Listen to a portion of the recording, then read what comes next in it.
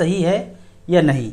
ऐसा समझते हैं कि अगर आपके पास पोर्टफोलियो है 20 लाख है, 30 लाख है, 50 लाख है, उसका 50% मान लेते हैं 20 लाख है तो 10 लाख लोन मिल सकता है। लगभग 11%, 11.5% इस तरह का लोन का इंटरेस्ट होता है। 50% तक ले सकते हैं। जो भी है 1 करोड़ है पोर्टफोलियो में तो 50 लाख तक लोन अवेल कर सकते हैं। इंटरेस्ट को आपको पे करना है। जब फुल अमाउंट पे करेंगे तो लोन खत्म हो जाएगा। ऐसे नॉर्मली सिर्फ इंटरेस्ट चलता रहेगा, क्योंकि आपका ही पैसा है, उसको प्लेज करके आपको लोन दिया है। कौन सा स्थिति में लेना चाहिए, कौन सा स्थिति में नहीं लेना चाहिए। आपको लग रहा है कि पिछले साल तो मार्केट 30% रिटर्न दिया है, लग रहा है कि और लोन लेके और लगा लूँ 30% रिटर्न मिलेगा, वहाँ तो 11-12% ही जा रहा है। इस स्थिति में कभी लोन नहीं लेना है, क्योंकि पीछे 30% रिटर्न दिया है, आगे माइनस देगा या क्या होगा ये कोई नहीं जानता है। दूसरा स्थिति है कि गिर रहा है मार्केट और 20% से ऊपर गिर गया है और आपको निहायत ही जरूरी है पैसे का।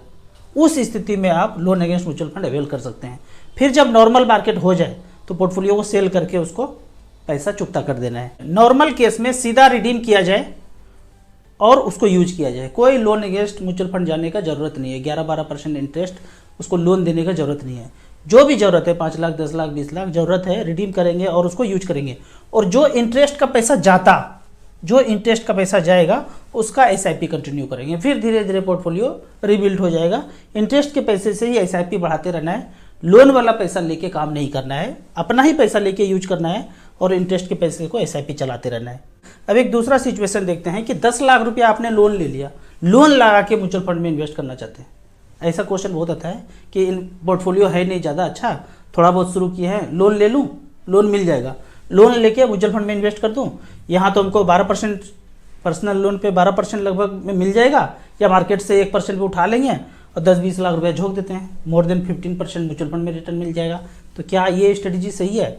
अब इसको देखते हैं कि 10 लाख रुपया आपने लोन ले लिया 12% के रेट से, 15 साल के लिए लिया, तो EMI पड़ता है 12,002 रुपया। तो आप EMI 12,002 रुपया 15 साल तक देते रहेंगे और ये जो 10 लाख रुपया मिला इसको लगा के म्यूचुअल फंड में लगा दिए। तो यहाँ देखते हैं कि क्या होता है। अगर 10 लाख रुपया लिया, पहले तो 10 लाख का EMI बनता है यही 12,002 रुपया बनेगा, 15 साल तक देते रहेंगे, 12% का लोन है। वो जो 10 लाख रुपया मिला इसको आपने वन टाइम इन्वेस्ट कर दिया 15 साल के लिए और 15% रिटर्न मिला, तो 81,37,000 बन जाता है। जो कि यहाँ पे मैंने दिखाया है कि 10 लाख रुपया लेके 15 साल के लिए लगा दिया, 81,37,000 आपका बन गया। लेकिन यदि लोन ना लेते और मात्र 12,002 का जो आपके जेब से पैसा जा रहा है EMI भरने के लिए, उसका सिर्फ SIP करते रहते, वही 15 साल 15% का रिटर्न मिले, तो 81,23,000 होता है। तो एक जगह बना 81,37,000 और इसी पैसे का SIP चला दिए 15 साल तक, तो 81,23,000, डिफरेंस है 14,000 का। जिनके पास 70-80 लाख रुपया हो तो इसका डिफरेंस बहुत कम है। तो ऐसे ना जा करके सिर्फ जो आपका EMI वाला पैसा है उसी को SIP करेंगे तो लगभग पोर्टफोलियो बराबर ही हो जाएगा। अब एक लाइव उदाहरण लेते हैं। SIP लाइव रिटर्न से SBI का फंड चुनते हैं, SBI small cap. SBI small cap चुना है और सेम अमाउंट जो पैसा जेब से जा रहा था 12,002 रुपया, इसका 2009 से SIP शुरू किया और अब तक तो पैसा बना 1,62,00,000। वो EMI वाला पैसा देते गए 1,62,00,000 बन गया। और दूसरा स्थिति है कि हम 10 लाख रुपया लोन ले लिए और इस पैसे को एक बार इसी डेट में 2009 में इन्वेस्ट कर दिए वन टाइम, तो पैसा बना 1,86,00,000। एक जगह वन टाइम लेके लगा दिए 1,86,00,000 बना, और एक जगह लोन नहीं लिए, जो जेब से पैसा जाता 12,002 रुपया, इसका ही SIP किया तो 1,64,00,000। तो यही डिफरेंस है। जिनके पास 1.5 करोड़, 1.25 करोड़ हो ना, तो ये जो डिफरेंस है नगण्य है। तो सिंपल चाल चलना चाहिए। जो भी पैसा ज़िंदगी में है उसको मैक्सिमम अमाउंट में SIP में लगाते रहिए, स्मॉल कैप मिड कैप में, तो अच्छा खासा वेल्थ बन जाएगा। अब कमेंट्स का बात करते हैं। पहला क्वेश्चन है, 1 करोड़ काफ़ी है फाइनेंशियल फ्रीडम पाने के लिए?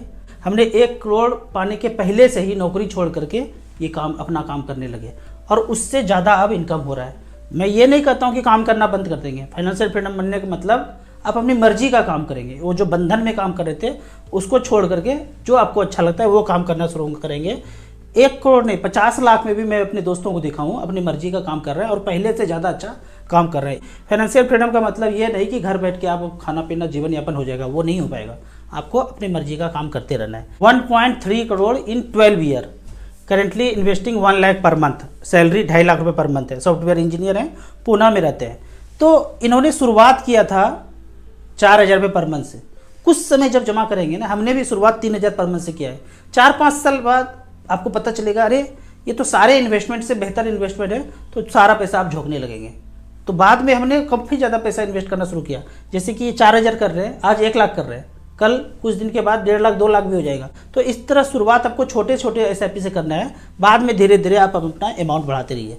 सर मेरा नाम जीतू है, मैं अपने 10 लाख रुपीज़ को अभी लमसम इन्वेस्ट करना चाहता हूँ, 15 साल के बाद उसी को शादी के लिए यूज करना चाहता हूँ, मुझे सही फंड सजेस्ट करें। यदि आपके पास 15 साल का टाइम है और 10 लाख रुपये इन्वेस्ट करना चाहते हैं तो 4 फंड है यहाँ पे, Nippon India small cap, HDFC small cap, SBI small cap, quant small cap. ये 2 फंड SBI स्मॉल कैप और निपॉन इंडिया स्मॉल कैप, इसमें जितना SIP मैक्सिमम केस में SIP जाता है, जितना अमाउंट उतना आप पैसा इसमें SIP करेंगे। और 2 फंड है, इसमें 2.5 लाख रुपया लमसम कर देंगे और 2.5 लाख रुपया इसमें SIP 10,000, 15,000, 20,000 जो अलाउ करते हैं उसको SIP अपने अकाउंट से भेजते रहिए। 1 साल 1.5 साल के अंदर पूरा पैसा इसमें इन्वेस्ट हो जाएगा और 15 साल के बाद इसी पैसे को आप यूटिलाइज करेंगे। एक्सपेक्ट कीजिए 12 से 15% उतना मिल जाएगा। पिछला रिटर्न बताते हैं 23%, 20%, 23%, 21% इस तरह का मिला है। वन टाइम 10 लाख का वैल्यू इस फंड ने 84 लाख, 62 लाख, 79, 72 इस तरह से बनाया है। सबसे कम 62 किस फंड ने बनाया है? HDFC स्मॉल कैप में। तो चारों फंड में डाइवर्सिफाइड करके लगा देना है। सर म्यूचुअल फंड में एक्सपेंस रेशियो कब कटता है? जब पैसा म्यूचुअल फंड से निकालता हूँ या जब पैसा इन्वेस्ट करता हूँ। जो डैशबोर्ड में दिखता है वो कट के दिखता है। क्या होता है? जो आपको दिखता है वो कट के दिखता है। और कैसे कैलकुलेट होता है? मान लेते हैं कि 1.5% एक्सपेंस रेशियो है। आपने 1 लाख लगाया तो 1.5%, 1,500 रुपया लगभग बनेगा साल का।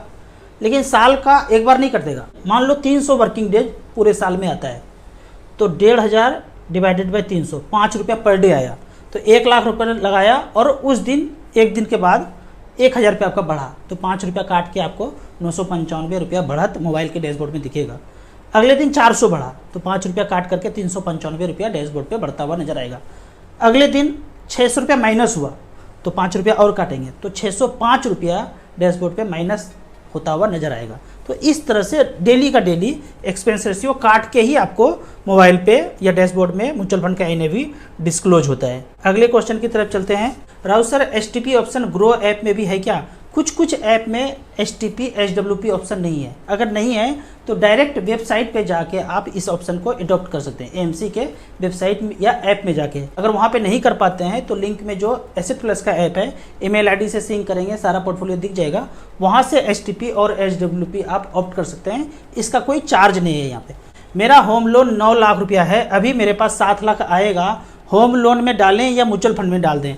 अभी जो स्थिति है मार्केट लाइफ टाइम हाई है, अगर आपके पास पैसा आता है और होम लोन पूरा चुकता हो जाता है तो उसको दे करके चुकता कर दीजिए। जो आपका EMI जा रहा था उस पैसे को आप Nippon small cap, SBI small cap, SBI 250 index fund में धीरे धीरे करके SIP करते रहिए, वो ज़्यादा अच्छा रहेगा।